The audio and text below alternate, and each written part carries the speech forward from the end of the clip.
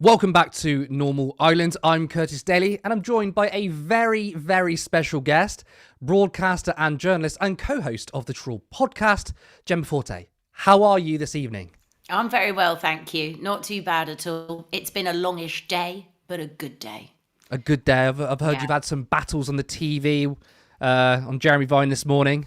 Yes, absolutely. I was on Channel 5 this morning with Jake Berry, who has defected from the Tories. He's one of the many Tories who've gone, looks like sort of lunar space over there. There's just rubble left. I'm going over there.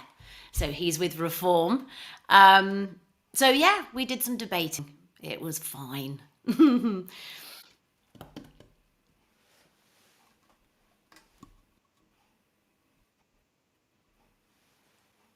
Sorry, just lost my audio.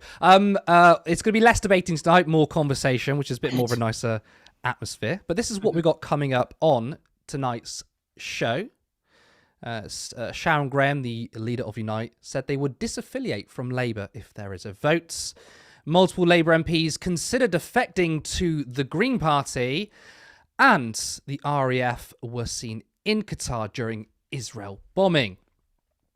As always, remember to like the stream. And if you're not a subscriber, then please hit that button. We'll be getting to your comments at the end, so make sure you are busy in the chat, as you always are. But on to our first story. The leader of Unite the Union, Sharon Graham, spoke to Politics Joe, telling them that the Labour Party are unrecognisable. And if there was a vote to disaffiliate from the party, they would.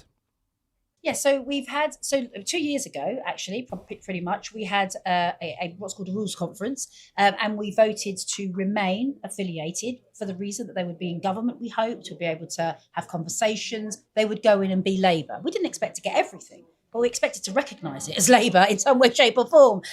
What's happened now is at our policy conference, they have started the process to say we need to look at the relationship, and then we would need to go down that process. Obviously, members decide. We're a democratic organisation. What I think is not the important thing, it's what my members think is important. But I can tell you, if that vote was taken today, we would be disaffiliating, because I know how angry our members are about what's happening with Labour. It's unrecognisable. I don't know who are they talking on behalf of. Who are they talking on behalf of? What are they for? If the country can't see that, then I think they've got a major problem on their hands. I mean, my question is, why don't they hold a vote now? I mean, I do wonder if this is a sort of another negotiation tactic. Maybe the Labour Party might listen. You know, that one of the country's biggest unions might break away. I mean, my estimation is they don't have any influence on the party. I don't think Labour care about unions. They've got their big money donors, including Quadrature Capital. Why would they need union funding? Now, the unions, I think, would get a lot further if they struck up a relationship with Zach Polansky's Green Party or the new Corbyn Sultana Party, but that remains to be seen. Jemma, what do you make of Sharon's comments? I mean, do you think this is a bit of a negotiation, or do you think there's a real possibility that Unite breaks away from Labour? I think there's a possibility, but I don't think it's something they would do lightly at all. It would be a huge divorce. They're sort of inextricably linked with the party, have been for decades. And obviously Labour are the party who have all the power at the moment. They've got a massive majority and they are in government. So to separate themselves and then not have any influence at all would be very worrying, probably, for Unite. Absolutely, they'll be looking around and seeing what might happen in a few years' time. But also Labour, you know, as much as, they've got donors all over the place, they're still a huge donor, one of the biggest. So I guess they're at that sort of stage, like if it was a shit marriage, they're at that, sorry, sworn already, they're at that point where, you know, they're sort of in the same house, just not liking each other very much at the moment, and sort of waiting to see what happens and seeing whether they can fix it, whether they can go to counselling, whether they can resolve it, that kind of thing. Swearing is absolutely allowed on this show, so don't need to apologise. It's not, you know, we like to get a bit angry on here. I mean, it's interesting. I think, of course, I mean, who would turn away from money? And of course, Unite the Union, one of the biggest unions, will bring cash to the party, but I think the bigger fallout will be the political side, because obviously they have taken millions of pounds before the general election from Quadrature Capital, They've got donations from health insurance companies, oil companies, right? I think that in terms of cash, they're doing all right. They've raised more money actually than the Tories in the last election. I think it's less about money, but the political fallout to say that the party of Labour, the party of unions, disaffiliates from Unite. I mean, that's an interesting point, isn't it? Oh, it'd be massive, absolutely massive. And then at that point, really, the party is, I mean, it already is. Obviously, we're all looking at Labour going, what are you doing? Who are you? What are you for? What are your ideals? And so I was so sad to see Rayner go. I got why she had to go as well. Stupid mistake. But what a shame, somebody who still felt like Labour to me. She has obviously a sort of warmish relationship with Keir Starmer. I'm not sure what that's all about. But yeah, absolutely. If the unions split, then really they aren't. What are they? Who are they? And I think that's what we're all asking ourselves. And it's so incredibly sad that they've got this big majority, that we've had so much disappointing government for so long, and we just seem to be getting more of it. So very interesting to see all the newness springing up. I was delighted to see Zach being voted in as the leader of the Greens. I think he's cutting through in quite a refreshing way. I think he's a really good communicator. The only bit of dirt they've been able to get on him is that thing when he was a student, when he said about hypnotising women to make boobs big. I was like, look, if that's it, he was, if that's it, a sort of stupid, creepy thing like that he did once and said sorry for, and he's a gay man anyway, like if that's it, fine. And so I think he's really, really good news. I'd imagine Jeremy Corbyn's got a good relationship with a lot of the trade unionists that will have been forged over the years. So, well, yeah, I mean, that's interesting you brought up the Greens, and obviously, I don't know what to say. I say your party. That feels like the name now, for now anyway. But what are your thoughts on the idea of a mass movement of unions, defecting from Labour to other parties, either the Greens, or you mentioned that Jeremy Corbyn does have a very good relationship with the unions, and they join this new political party. Do you think that's something that could happen, or is that a good idea? Because I think surely staying with Labour at this point is a waste of time and waste of energy. Yeah, I just think people don't need to rush anything, though. Like they don't need to make this decision today, because we've got years still before there will be an election. I mean, you never know. There might be a vote of no confidence in Starmer. You know how things can change so quickly in politics, as we have seen. And we also don't know who's going to be voted Deputy Prime Minister.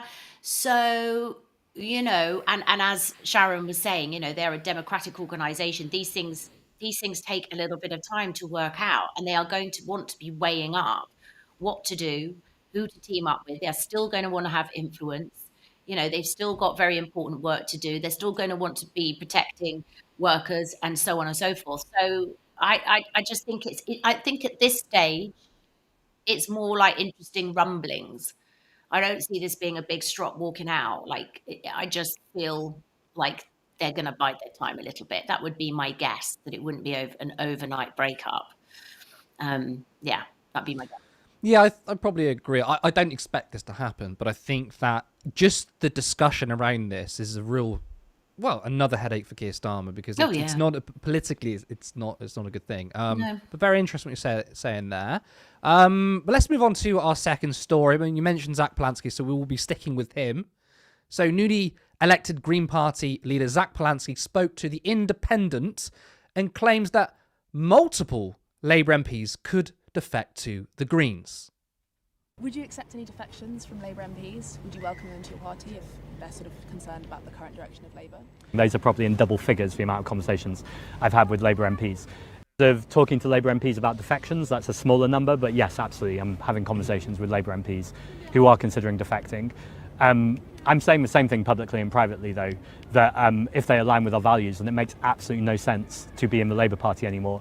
And I go a little bit stronger than that too. So let me name some people I really admire, like Clive Lewis, for instance, I would say is a very obvious example, Nadia Whittome.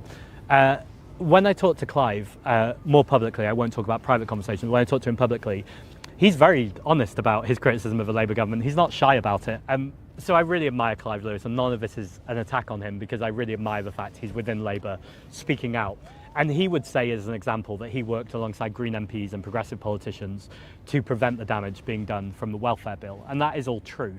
I would also question, though, you could have done that without being in the Labour Party. And actually, by being a Labour MP, I think they're creating a collective shield for Keir Starmer to go, look, I'm not that bad. I can reel off a list of people that you agree with, and they're kind of my collective defence shield. I mean, it's interesting that he spoke about Clive Lewis for much of that segment. Maybe he's the one considering leaving. Although, having said that, he and other centre-left MPs have started a group called Mainstream, apparently fighting for radical ideas. I mean, to me, it looks like a less radical version of Momentum. So maybe he's sticking with Labour. Now, there have been a series of councillors who have defected from Labour to the Greens over their rightward shift and their complicity in Israel's genocide. But this could be sitting members of parliament, which is far more significant and will create headlines. Now, a recent poll by YouGov had the Greens on 12%, their highest yet, doubling the vote share of 6%, what they got at the last election. Now, it will be interesting to know which MPs Zach has spoken to. Of course, he's going to remain tight-lipped. But there's always, fun in speculation. Now, Stats for Lefties provided breakdown of seats that would likely be won by the Greens, according to that YouGov poll. So on here, we have Bristol East, Huddersfield and Bristol South, which is apparently they would win. But they also provided seats where they would be within 5% of winning. So that's Sheffield Central, 2% short. Brighton Kemp Town, 3% short. Leeds Central, which is my constituency, I'd like to see that go to the Greens, 3% short. Manchester Rusholme, 4% short. And Bristol North East, 5% short. Now, MPs don't typically defect if their chances decrease at retaining a seat. So could some of the MPs speaking to Zach represent those areas? Jemma, what are your thoughts on this? It's not often that you see defections from parties commanding a huge majority, switching to a small party with only 4 seats. Not impossible, like Reform. So do you think we could see potentially a host of defections in the near future? Yeah, potentially. So Clive Lewis, I find really interesting. So Marina and I had him on our podcast and had a great chat with him. And he's a wonderful guy who is in politics for all the right reasons, really wants to affect change for the greater good. He's a proper old school Labour man. But he was saying to us, and this wasn't that long ago, he doesn't want to leave Labour. He is very much, why should I?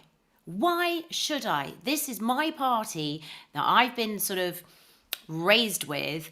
My dad was a Labour man, my granddad was a Labour man. I don't want to go anywhere. I want to fight for it within the tent. I can be screaming at these people trying to change things, and I, fair enough. So I don't know whether Zach will win him over or not, and especially now that it looks like he's thinking, well, within it I'll do my own group. But I mean, at what point does Starmer look about and absorb some of this? Everybody was, a lot of people from the start were saying it's going to be a disaster. Fair. But I think most people were open to hoping that he was going to be the Starmer that, who supported Corbyn, the one that's had all those lovely pledges that he's reneged on. And I just wonder, when he looks at the polls, when he sees that parroting reform is just not working for him, and the comms team that he's assembled and his action, I know I'm changing the subject, but over Palestine, or inaction rather, and then looks at Corbyn, etc., peeling off, this new sort of very refreshing focus on the Greens, which is really, really needed. And then now Clive Lewis starting another thing, like, hello, when's he going to realise he is not uniting any of the, who should be his traditional voter base? I just don't get what's going on in his head. I really don't. I mean, I want to ask, actually, did you expect Labour or Keir Starmer to be this right-wing? I think... No. Because the signal I got from the election was they didn't really want to change the sort of, I would say, long-term economic system under Margaret Thatcher.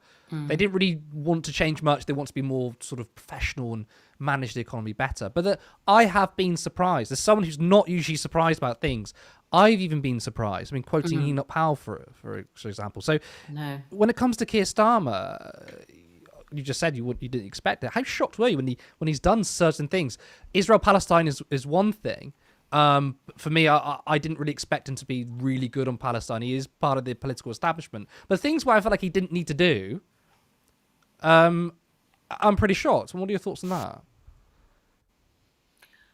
I'm pretty horrified by him, actually. Like I say, hoped. I think I'm an eternal optimist. Maybe stupid, naive, deluded, whatever. Chuck it all at me. I thought that I hoped that he was doing what he needed to do to get in power, and that in this country, extreme left or right doesn't tend to get elected.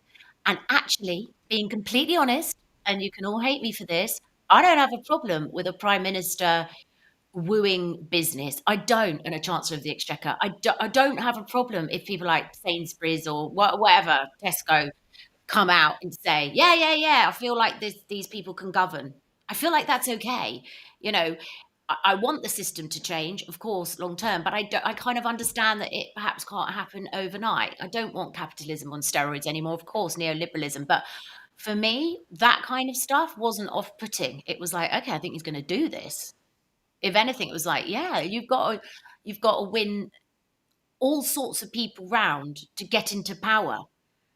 You know, so traditionally, if you look over time, centre left, centre right is kind of what wins it, because you need people who traditionally vote that way to go the other way to get the majority. If you follow me, for him to then come in, and I'm going to say something probably a lot of people disagree with. I think like the winter fuel thing, really wasn't that against, because it was like a benefit. I don't really get it. Like, look after pensioners, sure, but yeah, when that's going to millionaires and everything, I thought it was bizarre. I thought it should have been means tested. And I thought they just did very bad comms over it, really bad. But the 2-child benefit cap, not changing that, I was like, what? When that has been proven to keep kids in poverty, I was like, wow. So that for me was, he's going, I smell a liberal. Maybe I'm a bit of a woolly liberal. Well, I mean, I'm like a liberal. I'm just looking at the comments. Liberal, lefty. I don't really care. You can put labels on me. I've got strong opinions in all sorts of regards, but I'm also a bit of a sort of realist, I suppose. But for me, actually, you say, for me, the biggest travesty is Palestine. Yeah. And I could never vote for that man. A human rights lawyer, to see what we have seen is, for me, absolutely barbaric and disgusting. And for the UK to be, entertaining the Israeli Prime Minister and, no. I mean, when the thing with Keir Starmer, there's so many unforced errors. I mean, as a socialist, I wasn't expecting Keir Starmer to put socialism on the ballot. I don't think he is a socialist himself. No. And I understand that in this political landscape, you can't be like, look, vote for our manifesto, we're going to seize the means of production. I understand that. But he made so many unforced errors within the paradigm that he was working in. Yeah. In terms of the winter fuel allowance, I mean, policy, agree or disagree, but in terms of political capital, he just angered absolutely. so many people. I know. His comms team is abysmal. I mean, this is the thing. Remember before the election, he was like, this guy can, start a meeting. He's attention to detail. He's excellent on this. In fact, he's actually pretty bad about politics. But also, if he hadn't kept the 2-child benefit cap and then come after disabled people, for God's sake, and then you add in pensioners as well, like perhaps the outrage wouldn't have been. And I'm going to go back to the pensioners thing, because I'm nearly 52, right? I'm not that far off being a pensioner myself, right? In the old days, it used to be 60. I'd be 8 years off it. And there's no way I'll finish working at 60. Like, no freaking way, on every level. And not wanting to, on energy, and not being able to, and not having enough pension saved up, right? So I'm looking at working into my 70s and beyond, whatever. So I'm just saying, the thing about the winter fuel allowance that annoyed me was some of the rhetoric was like, our pensioners won the war for us. And it's like, no, babe, they didn't. They actually didn't. They're talking about people that were born after the war had finished. That kind of rhetoric I found quite irritating. But anyway, that's another point. I just thought, if you look at the welfare budget and where it actually goes, and the billions, we've got such a problem with the aging population. So I believe in a wealth tax, and that's where I'm a socialist. I believe that if you are taxing people correctly and proportionately, people with assets over £10 million, for instance, Rishi Sunak not having the same tax rate as a nurse, etc., not taxing work. And again, I'm going to stick up not just for the working classes, but the middle classes as well. Middle classes are absolutely squeezed. I just think, a middle class couple with kids should be able to afford to go on holiday. They should be able to run a car. I feel like that's all right to have those aspirations. And I feel like most people with good middle class jobs, that isn't the case. Let alone the people who are, really struggling. So yeah, for me, that's where I think Rachel Reeves could do so much better. Yeah, to me, there's no case anymore to not have a wealth tax. Tax wealth, not work, as Gary Stevenson sort of popularised. Yes. To talk go back to the candidates. I mean, obviously, you said you spoke to Clive Lewis on your podcast. Yeah. Very interesting. So it's clear that he's a very Labour man, similar to John McDonnell. They're wedded to Labour. But do you not find when they say that it's a bit frustrating? Like, I understand you feel like you don't want to be driven out the party. You feel like the right wing of the party win. But in terms of utility, though, it feels like you're not getting anywhere. And actually, for me, I left the Labour Party a long time ago. That sticking it to the Labour Party from the outside, taking away votes from them, to me feels even more satisfactory anyway. So obviously Clive Lewis isn't one of those people who are probably going to defect. Aside from Clive Lewis, though, who would you like to see from the Labour Party to join the Greens? It'd be funny if it was like 100 of them or something. It would be, yeah. Just all of them. Go, go, go, go, go, go. I think, it's like, how much can you stomach? It must be so difficult being elected, that sort of like, whoa, I got in and we're going to be in this amazing company. Because the other thing I think people don't realise is that most of the backbenchers, they don't really have anything to do with the cabinet. They're not really brilliantly communicated with. I'd said to Clive, it was a great juicy chat actually, and he sent a rather worried WhatsApp after to me and Marina going, oh God, it was just like having a cup of tea with a mate. What did I say? What didn't I say? Oh, what am I going to... But it was a lovely chat. But, if you look at things like what's going on with Israel, I'm like, so at what point does the headmaster enter the room and see everybody and you go up and go, what the fuck are you doing? And he's like, well, yeah, that does happen. But like not very often. But yeah, it does happen. I'm like, and? He goes, nothing. Nothing. Let's end that story there. Before we move on, though, I just want to say, please remember to like the stream. And, of course, if you're not a subscriber, hit that button. Now, if you want us to grow, you can head over to turnleftmedia.co.uk/support. There is a link to our Patreon where you can support us monthly, or follow the other link to give us a one-time contribution. Alternatively, you can become a YouTube member for just 99p. Now, before we move on to our third story, we have got some breaking news. Conservative or MAGA commentator Charlie Cook has been shot. We don't have any more information on that. Okay, so actually my producer said in my... Okay, so we've got a quote from JD Vance. The producer sent me a message. He was attending... Sorry. Charlie Cook was attending an event at a university in Utah. Police have confirmed shots have been fired. JD Vance has said, say a prayer for Charlie Cook, a genuinely good guy and young father. That's literally all we have. But yeah, there are some videos circulating on the internet. I'm not going to ask Jemma to comment on that because it's just happened. So those in the chat, you can find out whatever you want about that. But before, it's big news, so we were gonna break that. But let's move on to our third and final story. Yesterday saw Israel bomb Qatar's capital city, Doha, targeting and killing Khalil al-Hayya, a Hamas negotiator. In the last 12 months, Israel has attacked Palestine, Lebanon, Iran, Syria, Iraq, Yemen, and Qatar. Keir Starmer made a statement condemning the act. I condemn Israel's strikes on Doha, which violate Qatar's sovereignty and risk further escalation across the region. We're able to get we've got the tweet up there. It's not there. I condemn Israel's strikes on Daly, which violate Qatar's sovereignty and risk further escalation across the region. The priority must be an immediate ceasefire, the release of hostages, and a huge surge in aid into Gaza. This is the only solution towards long-lasting peace. Now, of course, these are empty words when it comes to the government as they continue to sell weapons to Israel. But what makes this worse is that it's possible, I'm not saying it is, but it's possible the UK may have been involved in the Qatar bombing. Breaking, RAF refueling plane was circling over Doha during Israeli terror attack. Flight tracker data shows that an RAF refueling aircraft was circling overhead as Israel was bombing Doha. Now here you can see an RAF plane was circling Doha during the attack. The distance from Israel to Doha is approximately 2,200 kilometers, around the same as the total range of the F-35 strike aircraft used by Israel, meaning that the jets would need in-flight fueling to return to Israel. Now, obviously, this has fueled speculation that the government has been providing cover for Israel in this attack. Again, we haven't had any confirmation as of yet.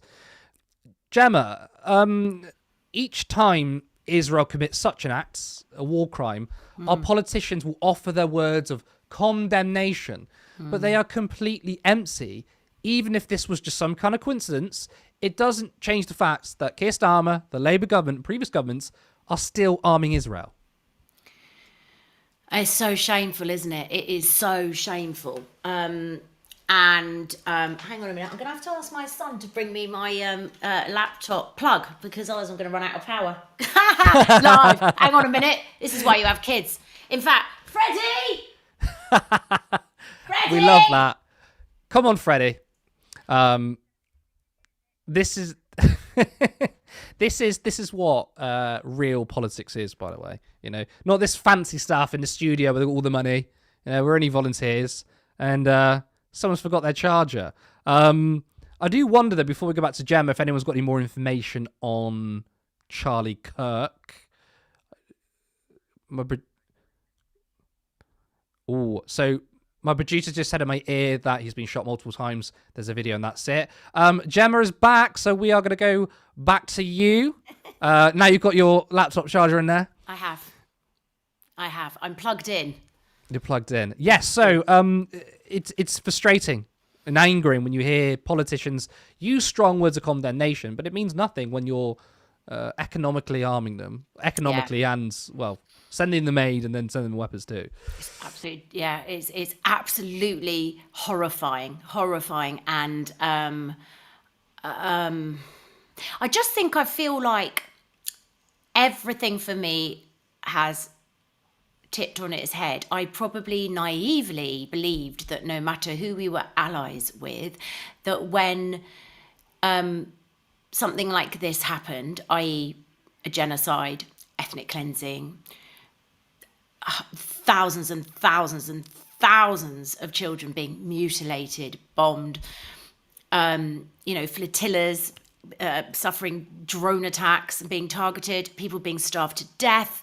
We have information about sort of how that's been really planned and aid has been attacked. And I mean, you know all of it, you know the horror. And then we're seeing it. And then nothing happens. Well, I don't think any of us will ever be the same again. And the fact that we have Starmer, who has been worse than useless, and then you've got this gimp in the White House, who is the only person in the world who could stop it tomorrow. You know, if Trump decided enough, that would be it. Israel really cannot exist without America. And yet here we are. And I truly believe, because what it means is that you just think, well, okay. So when it comes to it, corruption, greed, and again, we know the world's always been corrupt. We know that the world has always contained megalomaniacs. But really, in 2025, you can witness this and be all right with just these utterances and not stop providing weapon parts, not condemning it. Having the Israeli Prime Minister today at 10 Downing Street, in whose name are you doing that? So it's terribly sad, and I wonder if he knows quite how disgusting disgusted people are. And you look at Tony Blair, he's complicit in this as well. The Tony Blair Institute have been in the room with Jared Kushner and Trump deciding what happens to Gaza next. I need to ask the Gazans, and they're going to get, the plan apparently is being mooted that they'll get $5,000 or something to move out. Great, how long is that? What's that get you? And it's so sad. It's so sad. And there must be back to what we were talking about before, there must be so many Labour MPs who feel like this. And for me, and then there's so many other things that I know we're all upset about, but that would be my red line. I personally couldn't be anywhere near it. I was asked to speak or to host something at the Labour conference. I mean, I've never been affiliated to any party, which is great because I can say whatever I want about anything. But I was asked to go to the next Labour conference, and I just said, no, thanks. No, thank you. Yeah, I mean, I think for me, I could never vote Labour ever again because of the complicity in genocide, right? I mean, look, we've had iterations of the Labour Party. We've had Tony Blair, who sort of adopted neoliberalism, and then we had Jeremy Corbyn, who went to the left. You can see that, yes, the party can change. And, for me, I'm obviously more on the Corbyn persuasion, right? But I think when institutionally as well, when you arm and support a genocide, for me, you should never, ever have our votes ever again. And I think what's really disgusting as well was in Parliament, the leader of the SNP in Parliament, Stephen, I forget his last name. Oh, actually. yeah.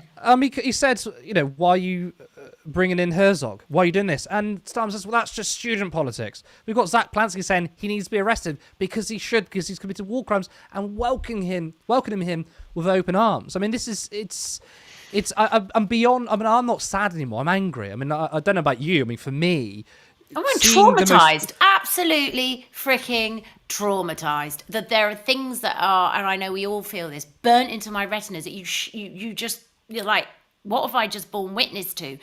The ups and downs where then you get, because I've got a very nice life. I've got lovely kids. I've got friends and everything. You go out, and there was a period of time where I was struggling with being normal. Yeah. But what I'll say to your point about the party, and I take that, but I wonder because obviously Blair, there were so many people who took to the streets over Iraq and would have said never again, never again. But I guess it's interesting how much a leader does determine, even though you're not voting for a leader, you're voting for a party, but you can have these really different incarnations of a party. So I don't know, will I still be alive in 30 years? Probably. Sort of working my ass off, but I'm like, on Jeremy Vine, hello. Oh, he was still with Anne Widdecombe. She'll have been stuffed, rowing with her. But the point is, I don't know. I mean, I don't know what will have happened by then, but maybe there'll be a completely different incarnation. I mean, there's no way, obviously, Jeremy Corbyn would have acted like this over the same issue. So I don't know. But Starmer, I'm repulsed. I'm repulsed. I think what's so frustrating about this is the most live streamed genocide, right? We have so much information. We've got the ICC, the ICJ, genocide scholars, multiple human rights organizations who are documenting this, right? Yet I still know, I hope I'm wrong, I still know that these people won't be held to account. Keir Starmer, David Lammy won't be held to account. Israeli politicians, Donald Trump and the US won't be held to account because it seems like you can do the worst things in the world and you'll get away with it. And maybe in 10, 20 years' time, they'll say, we were always against the genocide. Of course, the difference is we do have the receipts. Yeah, we've got receipts. We've got the receipts. Yeah, I think we've gone way past that. David Lammy does some of that angry sort of like, oh, doesn't he? And no, not buying it. I saw Emily Thornberry today saying, she thinks it's... I mean, how pathetic, isn't it, that you're in this situation where it's like, oh, you have to be careful what you say. No, just call it what it is. It's just awful. There's, the lack of humanity is absolutely sickening, but here we are. And I really feel very worried for the world and for my kids' future as well, because the idea that you can bomb 7, I think it is, different countries now in the Middle East with no repercussion, no consequences, you can try and kill every single Palestinian going. You're eradicating a race, and you think you're not going to have left behind a lot of people who will hate you and us. Yeah, absolutely. Completely agree. Okay, let's go to... Cheery, but we have to cover it. Yeah. Let's go to our producer and bring in your comments. Callum, how are we doing? Hi. Yeah, just before we do, President Donald Trump has put a truth out on Truth Social just following the Charlie Kirk incident. He said, "We must all pray for Charlie Kirk, who has been shot. A great guy from top to bottom. God bless him." There's footage doing the rounds. It's not been confirmed, so I don't want to speculate too much. It appears that he's been shot at least once. There's no official reports on what's going on. There's unconfirmed reports that a shooter's been apprehended, but it looks as though it doesn't look good. Let's put it that way. It looks like it's been quite a nasty incident there. So there's nothing else sort of officially come out. So obviously, if anything else comes out while we're on air, I'll bring it to you. But yeah, that's President Donald Trump saying, "Pray for Charlie Kirk, who has been shot. A great guy from top to bottom. God bless him." So more on that if we get it. Really good show so far tonight. It's been really interesting hearing both of you having a good chat, actually. And lots of people in the comments, as usual. So just before we start with the comments, let's just go to the supers. So we've got Les Watts gifting 5 turn left memberships. Thank you for that, Les. Really, really appreciate that, as always. Thank you for your support. Specs has also gifted 5 turn left memberships as well. Shout out to Specs for that. Thank you. And we've got a £5 super chat from Les. Hi, Jemma. Love the troll. Always a giggle. Oh, thanks so much. We love doing it. And somebody else was asking earlier, actually, what the name of your podcast is, and it's The Troll. So just where can people find it, Jemma, if people want to? It's on Spotify and Apple and, all the little podcast places that you get your podcasts. And I host it with Marina Perkis, so I'm sure many of you know. She's a ledge. We sort of trawl through clips and then talk about them. But because we're very like-minded, we do have a bit of a giggle. God knows how. Not every week. I was going to ask you, where did the name Troll come from? But you've answered it. So, we started our podcast. We met on Twitter. Yeah, and then we just met. We were both doing a TV gig. I think it was with Byline, and we just wanted to work with each other, do something. This was in the midst of the Tory hell that was going, which actually seemed sort of like not so bad now. At that point, Putin hadn't invaded Ukraine. October 7th hadn't happened. All the rest of it, anyway. And so we started doing the Troll, not knowing what we were doing. And we just used to get someone get us to upload it and edit it, and then 6 months later, Gary Lineker started listening, so that was good. I heard that Marina Perkis likes to swear a lot, but off TV. I don't know if that's true. Can you confirm? I probably swear a bit more than Marina, and we both swear occasionally on the podcast, but we try not to swear for the sake of it.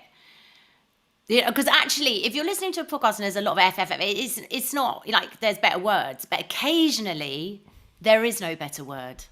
Yeah, true. Oh, well, you've been very restrained tonight then, haven't you? Yeah, it's weird, I guess, because I'm used to not swearing on anything I do, because I do telly, and oh my God, I mean, I started work, I was a Disney presenter back in the day, so I've learned not to swear, right? But then on the Troll, because it feels very intimate, I know who our audience are, so I'm much more like absolutely myself, and because I'm with my mate, it's like, so occasionally, but if there's been a couple of C-bombs, but we do beep those out. Not everybody likes it. And we don't particularly like it, but just maybe there's been a couple of moments. But the odd F and Jeff, yeah. We actually use the word bellend a lot. That's got such a strong word. That's just when talking about the Prime Minister, right? Yeah. Oh, what a bunch of bellends. But yeah, and so actually bellend has been very good for us because it's a great word and people have started to sort of associate it a bit withdrawal, bunch of bells. But yeah, Liz Truss, she was a massive bell, wasn't she? Just huge bell end. And I'd say There's so many Andrea of them. Jenkins There's so this many week. bellends. I Andrea can't Jenkins. differentiate. Andrea between them. Jenkins this week going, I'm a Insomniac. That was lovely watching her sing. unbelievable. Which Yeah. Reform actually got a dip in their popularity from the conference, because think I that's actually 'cause of thought her it was, singing. but I actually thought as well, because I thought the conference would be a boost to them. I actually felt like I was underwhelmed by the conference, and I thought it was going to be media lovies around, and it was actually quite disastrous. I have a theory about that because I think their conference plays absolutely into what their voter base wants. They're going the way of America, a bit of sort of showbiz, bit of sort of pizzazz. People are fed up with stuffy politics. I mean, not that I'm saying this is a good thing, but that's the way it's going to go, and the left need to sort of catch up a bit. However, I'm wondering if the slight dip in polls is a little bit of a hangover from a few people going, I think the flag thing might have gone a bit too far. Yeah, maybe. Because you've started to see a few news reports where the racism has been very naked, or you've had some real thugs, or there was like on Sky, for instance, there was a guy, a lovely young guy, just came out his house to have a say, and he was sort of saying, well, I live here and I'm not really affected by the and then they were basically calling him a nonce and chasing him really aggressively. Yeah, I saw that video. So I Yeah, wonder disgusting. whether there's, a few people who are a bit like, all right people who are a bit on the fence and, they're disillusioned, don't want to go Conservative anymore, don't like Labour. Yeah, they seem all right. And then they're like, actually, I am concerned about immigration, but I don't really want to chase people on a grassy verge, beat them to a pulp and call them a nonce. I don't know. Well, I mean, It's a reform theory. reform is It's basically interesting that- Tory 2.0 anyway. Yeah, so. it's interesting to see that there has been a drop, though, isn't there? So, I think that's probably, yeah. I think you might be right about the flag theory, Gemma, because it has gone from, it's very quickly gone from patriotism to just out and out racism, where it's almost emboldened more people to come out and actually just say what they actually mean. Yeah. I just want to move on just for time. We've got some others. So David's also become a member, and so welcome, David. And Vicky's just gifted 5 turn left memberships as well. We've got a $2 chat there from Rachel as well, with a comment about Charlie Kirk, which we might come back to in a moment. Let me just have a look. So, Specs has said, reform the net stupid zero party that love to recycle Tories. Yeah, they do. Very true. Yeah. That was a good observation. Yeah. They are just 7 of them. they now. are just the Tory party in a lighter shade of blue, aren't they?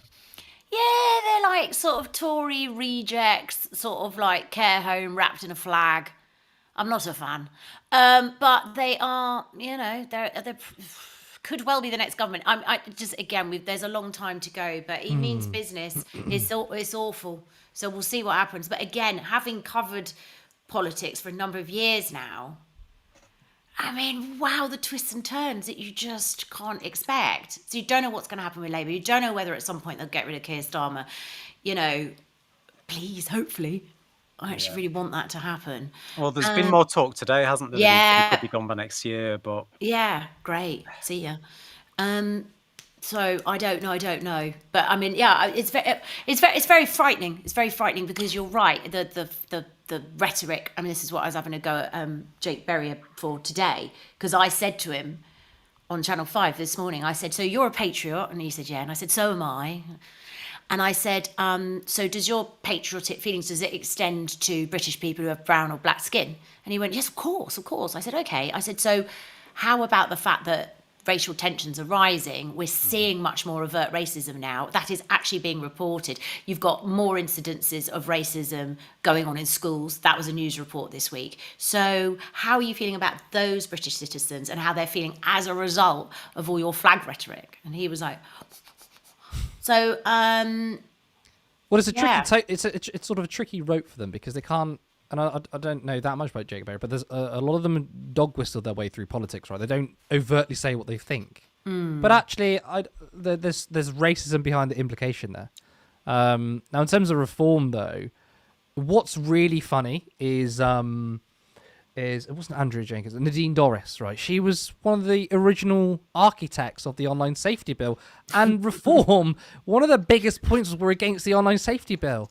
And it's just like, they will take anyone on. And this is the thing, like, people like to say reform are, you know, they say what they mean, they're just right wing. I don't think that's the case. I think they're also unprincipled. I don't think there's many principled right wingers that even exist. A lot of people watch this who's on the right will say, well, of course they're saying that. I'm like, but honestly, observe. And you see how many grifters are within the right wing movement. Oh, grifters.com.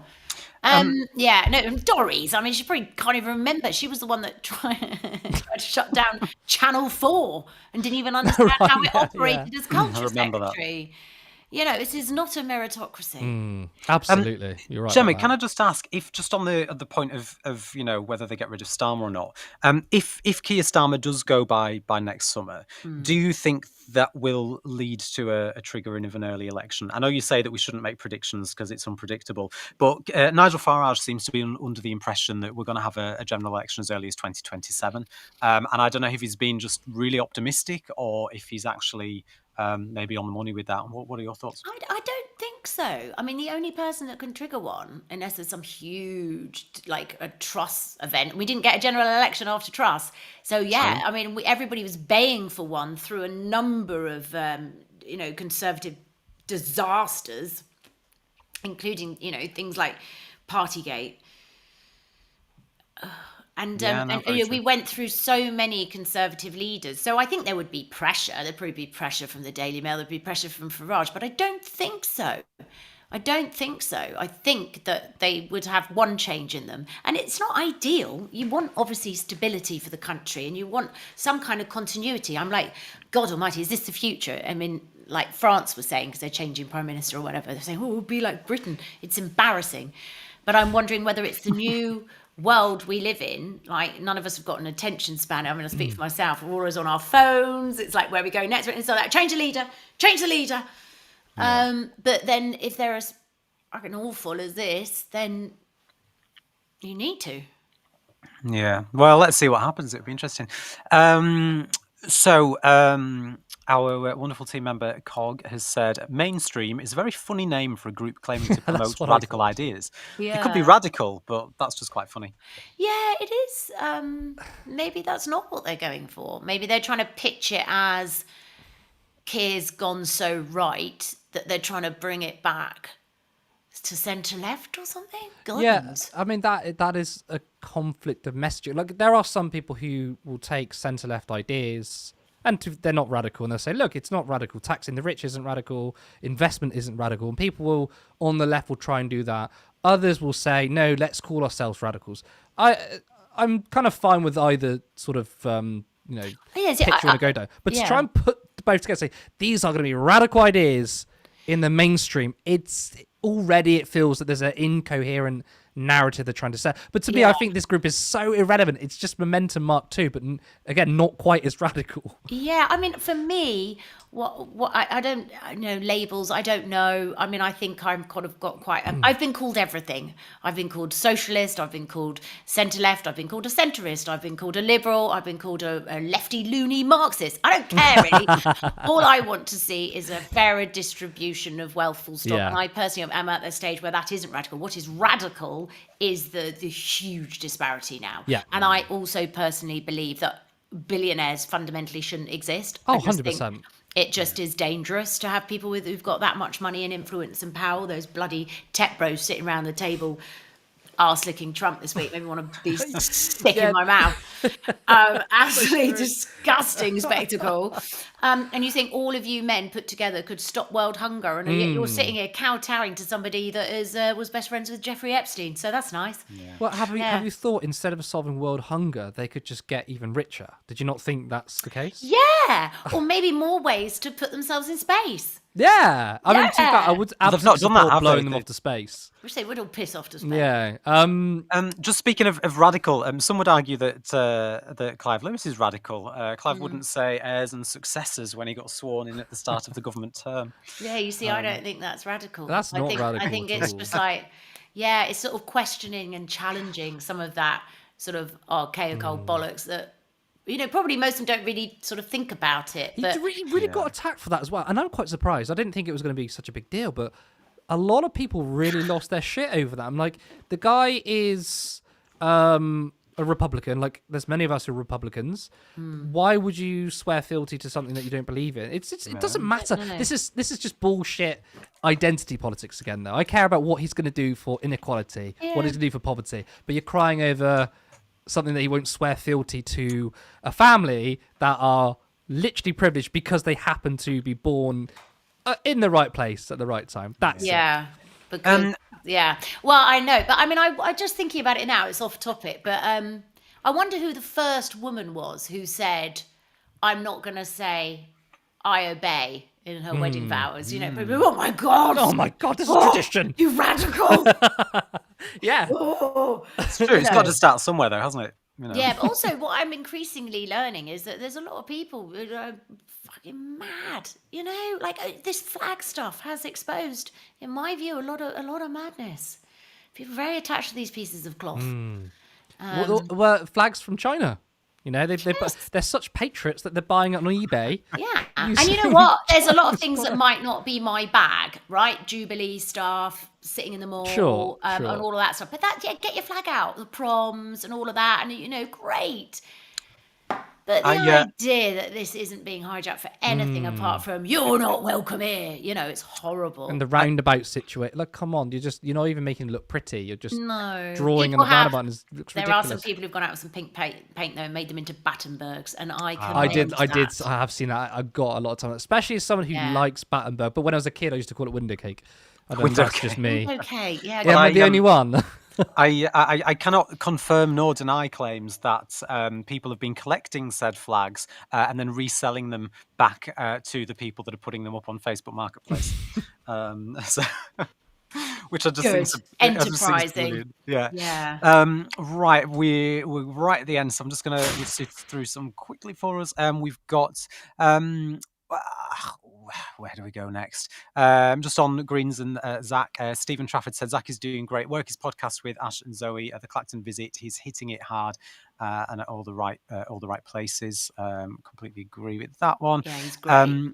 Just on defections from Labour, Jacqueline said, I think some of the Socialist campaign group might go towards the Greens and others will go towards your party. I mean, what do you make of that? I mean, John McDonnell's sort of famously come out and said that, he's sticking with Labour, but wishing the best to people. I mean, Diane Abbott also said she wasn't going to leave, but I don't think she's going to contest the next election anyway. Yeah, I've heard the same. But I mean, do we think they will? Or I mean, bear in mind, I remember speaking to Jeremy Corbyn a couple of years ago, and when I was still a member of the party, and he told me to the whole stay and fight from the inside thing. But now he's setting up his own party completely separate. So people can change their minds, right? Yeah. Are we worried about splintering the vote and all of that? Are we not thinking, can they just all not pool resources and actually become a real force to be reckoned with? Wouldn't that be great? I know, didn't Corbyn say he was open, and Zach Polanski said he was open to working together, and I think that's the ideal. There's the typical, I mean, let's be honest, we're talking about the left. Did the left ever come together and work together as well as they probably could? We're famous for infighting and falling out. They can't organise a piss up in a brewery. Yeah, can't they? Exactly. But you have got on the right, literally, the Tories are just gone. Yeah. And you've got this very strong presence of reform. So it is a bit of a work. But I do think working together as two separate entities, I suppose is better than fighting over which entity. Yeah, is I mean, the there best. is mutual respect between Jeremy Corbyn and Zach Polanski. Yeah. That's very encouraging. I also do think that there are probably some areas that your party can get to where the Greens can't, and vice versa. So I do think that there should be some sort of coalition building. Having said that, I think people have made a really good point. And this is someone who's still a big Jeremy Corbyn supporter, is that the Green Party have a structure behind them. They are a proper party. They have a membership. And Zach is doing fantastic, phenomenal in the media, whereas we don't really know what's going on with this party. Especially, we've now got concerns with a particular MP, Adnan Hussein, who's been saying some gender-critical stuff, and Zara Sultana has been very openly pro-trans. Like, where's the...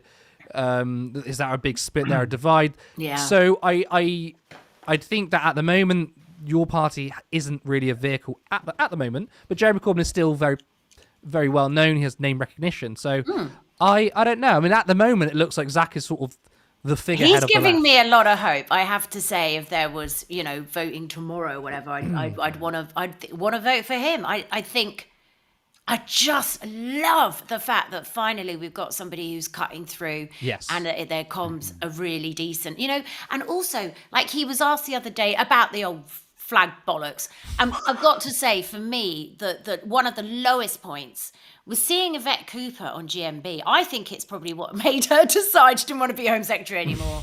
Because whatever she's been up to in this government, I think that she's an intelligent woman. As she was sat there, it was revolt going, I love flags. Oh, I've got flags everywhere. Flag duvets, flag bra, flag, eat flags. I make love to flags and flags. And it was like, oh my God, this is so gross. It's so humiliating. Please stop it. You're making me feel sick. Whereas when Zach was asked, and it was so simple, he went, look, if I go to a football game and I'm supporting England, I'll paint it on my face. If I'm at a concert or I'm this, absolutely. But right now, when there's a really febrile situation going on, when it's a little bit volatile, when people, no, I won't be hanging it out my window. Yeah. Oh God, thank you. But it was like such a sensible normal answer. It was a normal and nuanced answer, because for me, like, first of all, there's this bullshit narrative from the right wing that the left are offended by flags. No one's offended by flags, right? Like, when it comes to football and the World Cup, I'll fly the flag, right? I'm not someone who has to go and fly the flag, and I don't get offended by seeing flags. For me, though, it's those that are deliberately doing it, like those who are painting roundabouts aren't patriotic. Their politics is we hate immigrants, right? So if you're using it as a political issue, that's a complete that's miles away from saying you're offended by a flag. And Zach didn't try and pander. He just said something, which is what a normal person would think, by the way. But Keir Starmer was like, well, I've got flags everywhere in my house. I've got a lot of flags. Yes, I absolutely love flags. What was brilliant about that was that he said that he's got the St George's Cross on display in his flat, I think. Oh, weird. He probably does it anyway. What was brilliant though? Doesn't. What was brilliant was then all the Scots and all the Irish and all the Welsh came out and went, well, hang on a second, you're the Prime Minister of the United Kingdom, not just England. So why is it just the English flag? Yeah. This is it. By it's just talking ridiculous. such absolute gibberish, you just come across as totally inauthentic. And it's like everything in life. What is the motivation? None of us are perfect. We all say things, like, get things wrong sometimes. But what is your motivation?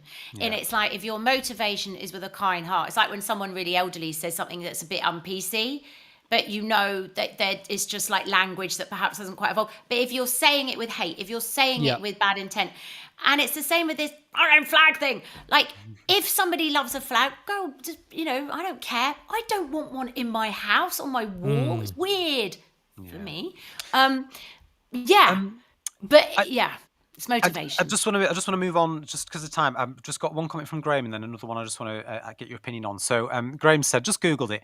Aiding and abetting a war crime is a crime in itself under both domestic and international law, as it is considered a form of individual criminal responsibility. Do we think we're going to reach a point in the future where we do see the people in charge right now at The Hague?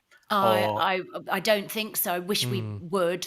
I really do think they deserve to be there. Collectively, so many. I mean, look at the display of world leaders at the moment.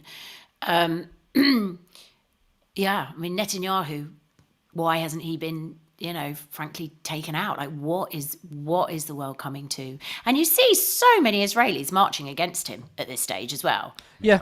And they're there suppressing are thousands on Israelis the street. and They really, really are. It's a horrific situation. But yeah, and this is the thing, Graham. Like, I agree. This is what is so dispiriting, is that the lines, clearly, there aren't any. There just aren't any. If enough rich, corrupt men decide that something should be happening because of money, power, land, it will. Blair hasn't faced The Hague. He hasn't even gone to trial. So why would any of these people face trial? I don't think they will. I really, really hope I'm wrong. Yeah. But in 20 years' time, I don't think a single member of our government or Israeli government or anyone else complicit is going to face justice. It's sickening. Now, the hope we might have that this time around, we've had due to like smartphones and social media, we have seen so much of it. Maybe, but what power do we have? Not very much. So it's depressing to say that no one's going to be facing justice, but we also have to be realists, don't we? Yeah, Is we it do. going to happen? No, probably not. And putting politics to one side, I think that human beings, we're a funny old race, but we sort of evolve. One thing I can see amongst my friends, and obviously in my peer group are older than you, is we're looking down the track going, what's this all about? And there's no social care. And none of us can afford to save for a pension in the way that my parents, the boomers, could. And so what are we going to do about that? A lot of people are starting to talk about communal living. A lot. And looking at like, kind of getting back to basics. Like, I don't know. And it's just chat at the moment and things. But I think people are like, we need to live differently. Yeah. There's a lot of loneliness. There's a lot of this. There's not much sense of community. Now our governments are like just completely failing us, and it's really repellent. We can see this and that doesn't work. So I think people are going to slowly but surely find different and better ways to live. So that's where my hope lies.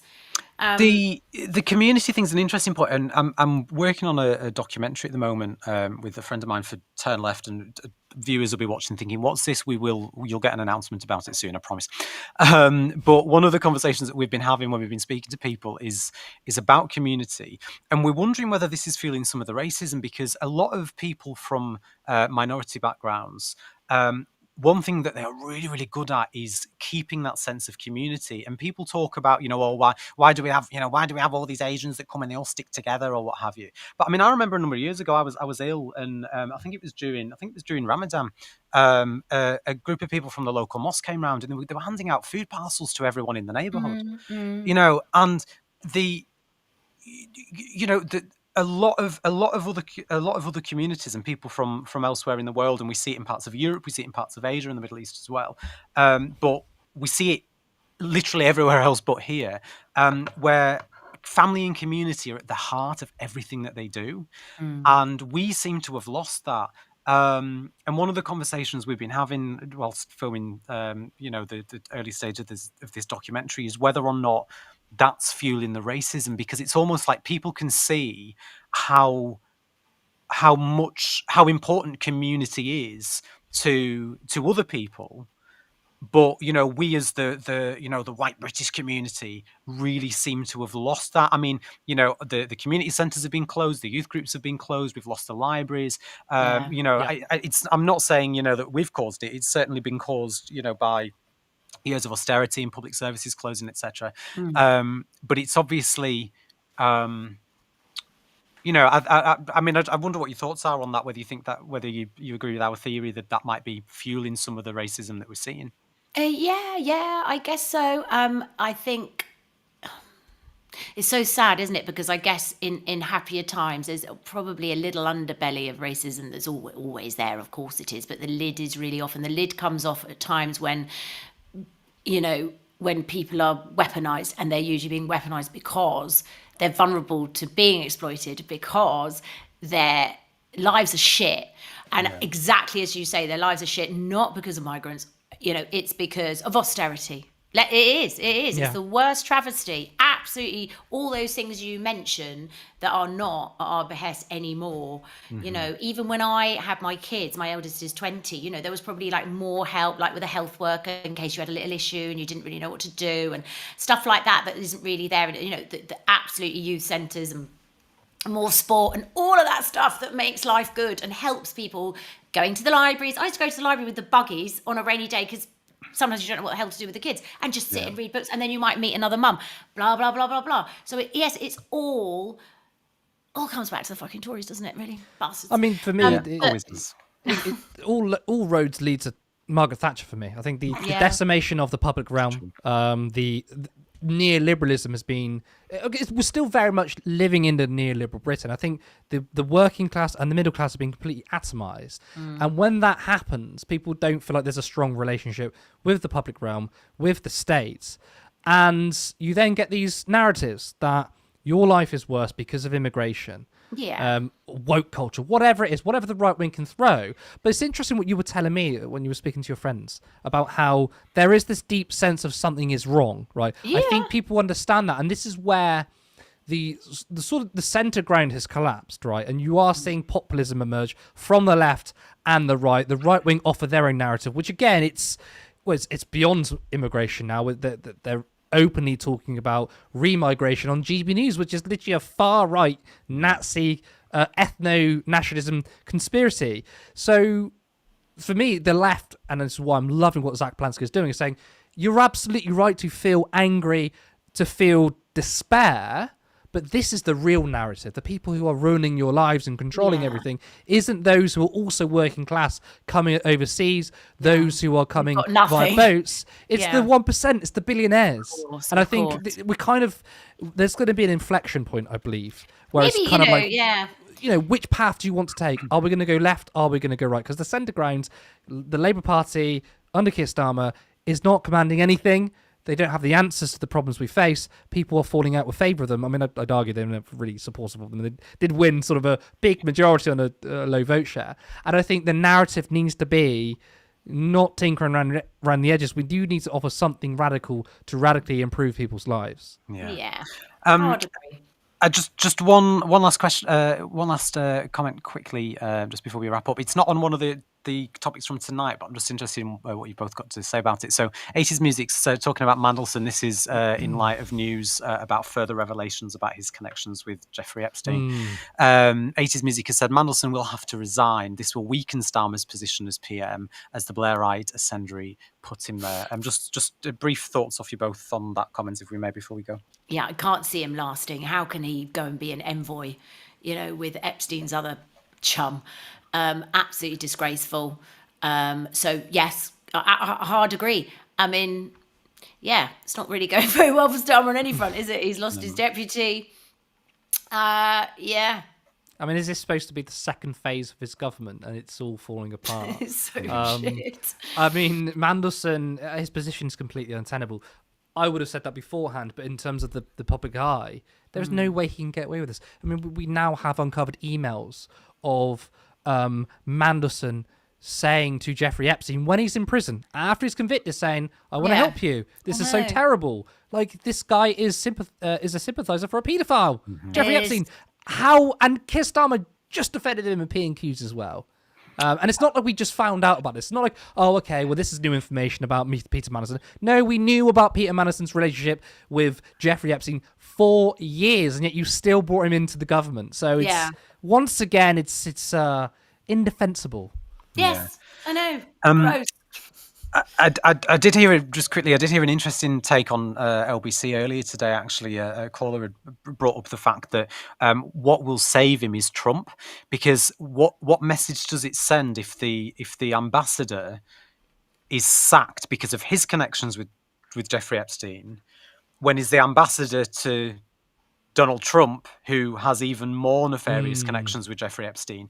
You kind of like, if Mandelson goes, then surely Donald Trump would have to go, because his connections are a lot worse and the allegations against him are a lot more severe than the connections of Mandelson.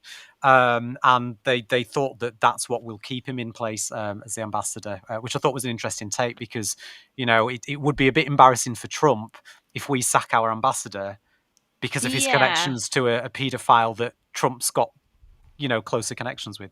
And yet Trump's thought process, I don't think, is that coherent and isn't that sort of lucid, because what was it the other day when the jobs report came out, and it's just overwhelmingly goppingly shit, he started talking about Epstein again. So it was almost like, I'm going to distract you from this disaster with the other thing that I've been trying to distract you from for weeks and weeks and weeks. So I mean, who knows?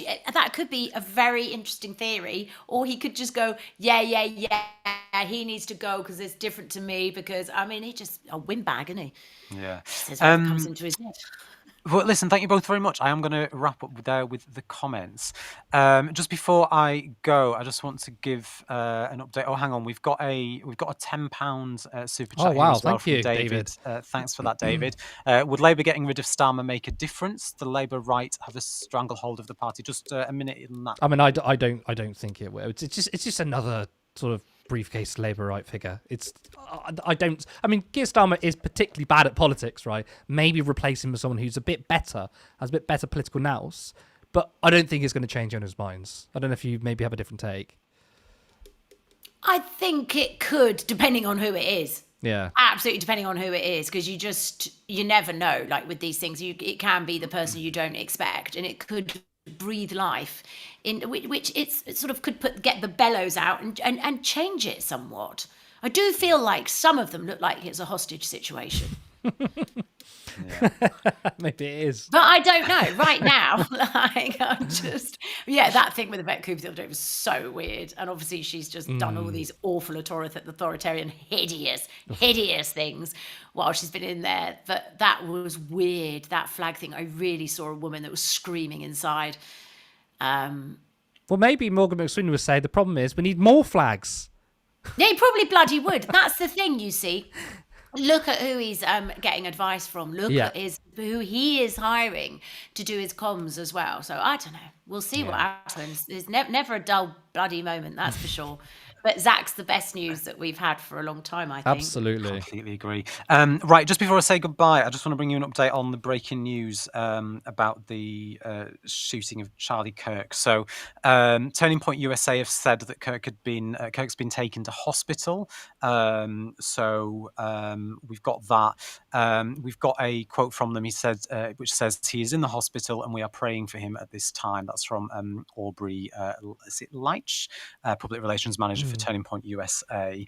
There has also been comment from the campus police at the university who've said today at about 12:10 a shot was fired at the visiting speaker Charlie Kirk. He was hit and taken from the location by his security. Campus police is investigating. A suspect is in custody, the Post says. And the Utah governor has condemned the shooting as well, saying that violence has no place in our public life. Americans of every political persuasion must unite in condemning this act. And he's also gone on to say that the attacker will be held fully accountable. So that's all that we've got confirmed at the moment. That's the news that Charlie Kirk has been shot at a campus event in Utah. Thank you, Callum, for the comments. Thank you, everyone who commented tonight. It's been a really successful show. Nearly 200 people, over 200 people watching at the same time. I did actually notice a tweet from Hassan Pike that said, "America is an insanely violent nation. Charlie Kirk shooting is the 46th shooting, or technically school shooting because it's at campus this year." But anyway, I just want to thank everyone who tuned. Of course, I want to thank you, Jemma, for joining tonight. Really, really happy and honoured that you came on the show. Oh, thank you so much for having me. It was an absolute pleasure. Thanks, everybody who watched. It was lovely to chat with you all. Now, remember to like and listen to The Troll. Yes, make sure you go ahead and follow The Troll on Spotify, on Apple Podcasts, all your favourite streaming websites, The Troll, with Jemma Forte and Marina Perkis. Remember to like the stream, and if you're not a subscriber, then please hit that button. If you want us to grow, then you can head over to turnleftmedia.co.uk/support. There is a link to our Patreon where you can support us monthly, or follow the other link to give us a one-time contribution. Alternatively, you could become a YouTube member for just 99p. Thank you so much for everyone who tuned in, and I'll see you next time. Support independent media. Support social justice that's there on social media. Thank you. Turn left.